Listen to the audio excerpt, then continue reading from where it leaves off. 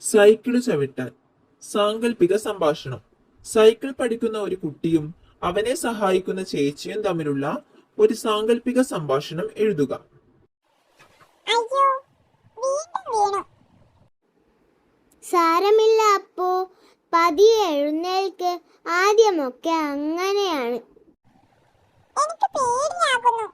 ഞാൻ എത്ര ശ്രമിച്ചിട്ടും ശരിയാകുന്നില്ല. അങ്ങനെയല്ല അപ്പു, നീ ധൈര്യമായി മുന്നോട്ട് നോക്ക്. ഹാൻഡിൽ നേരെ പിടിക്ക്, ഞാൻ പിന്നിൽ നിന്ന് പിടിക്കാം. എനിക്ക് പറ്റുമോ?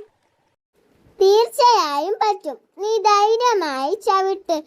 വീഴ്ചകളിൽ നിന്ന് നമ്മൾ പഠിക്കുകയേ ഉള്ളൂ. ഞാൻ ഇവിടെ ഉണ്ടല്ലോ.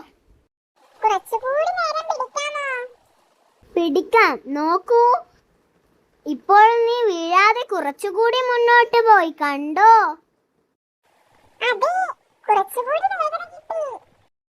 അതാണ് ആത്മവിശ്വാസം മതി. നീ ഒറ്റയ്ക്ക് ചവിട്ടാൻ പഠിക്കും. നന്ദി അനുശേഷി. നിങ്ങളില്ലായിരുന്നെങ്കിൽ ഞാൻ പഠിക്കുമായിരുന്നില്ല. കൂട്ടുകാർ എപ്പോഴും സഹായിക്കാൻ ഉണ്ടാവുമല്ലോ.